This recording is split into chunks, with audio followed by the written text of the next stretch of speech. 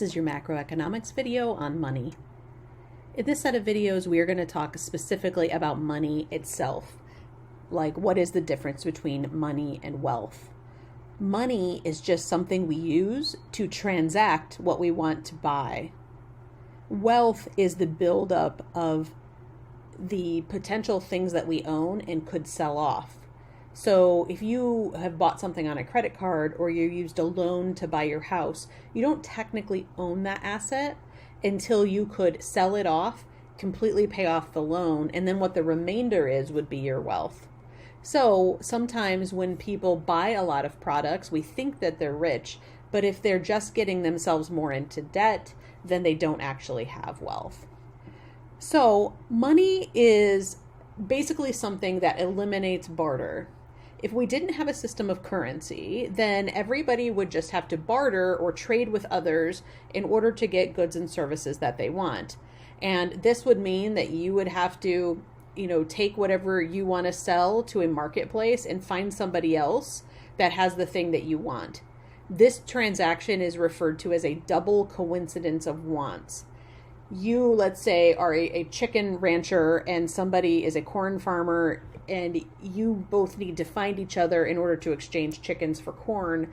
And then if maybe you don't want that product, you have to build in a third person to this 3-part trade. It is extremely inefficient. Double coincidence or triple coincidence of wants does not happen very naturally in the economy. And that makes it super inefficient, and it slows down the economy quite a bit. But if you create a system of currency as this kind of third party, you can sell your chickens for money, and then you can take the money and go buy corn or whatever else you want. And even though you're adding in a middle person, which is this system of currency, it actually speeds up all of the transactions and allows for the free market system to work better. Money is referred to as liquid or liquidity. Because you can carry your wealth not just in cash, you can also, put it on a credit card or have it in a bank account in which you could go to an ATM. But you can also have your wealth in things like stocks and bonds, but you can't buy groceries with stocks and bonds. So something is considered liquid if it is either cash itself or it's very easily converted to cash. So your debit card works in most places just like cash, or you could go to an ATM fairly easily and get cash out. But you can't turn a bond into liquid or a house into liquid very quickly. So if you have a lot of your wealth wrapped up in your home, you would have to sell your home before you got the cash to buy things. That is much less liquid than something like a savings account. Now, there's 3 general functions of money. So when a government is trying to set up a system of currency, there are, throughout history, lots of different types of commodities that they have used in exchange. Sometimes it's a form of currency and sometimes it's not.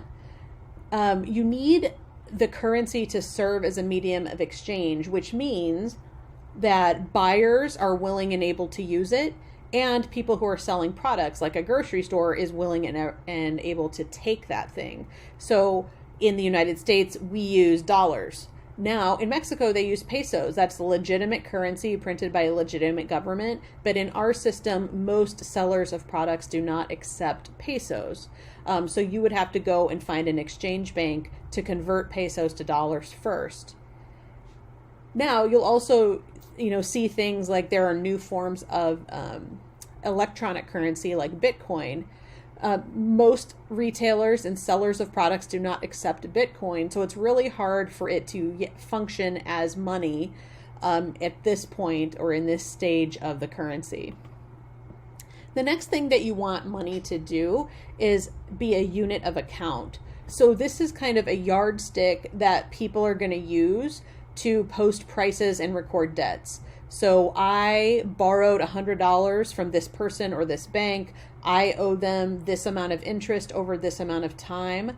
So the type of money or currency has to be able to be, broken down into fractions of a dollar, and of course add payments over time like interest, so that people can use it for credit and debt opportunities. It also needs to store value over time. So the item that people can use can transfer purchasing power from the current to the future. For example, if I decide to save my money and in the future I can go and get that money and spend it. If you think about in the past before currency was created, a lot of times people used gold coins or silver, and those things store value over time, but it's a little bit more difficult to use it as a unit of account. People also use things like beaver pelts or chunks of salt. Now, of course, if you have a whole, barn full of salt and it rains, then the store of value over time doesn't work out for you so well. So some things degrade over time, and therefore that's why governments created a system of currency. But currency is literally just paper printed by the government, and a $5 bill in the United States is worth $5 because the government tells us it's worth $5. It is really just a piece of paper, but we all just believe what the government tells us about that particular piece of paper. So throughout history, there's basically two kinds of money. The first one is a form of commodity money. This is a resource that in it of itself has intrinsic value.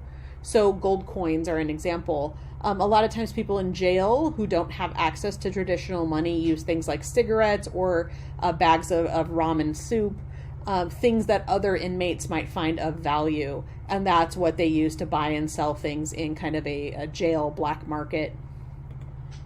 But fiat money is what we use today, and fiat money is money that does not have intrinsic value.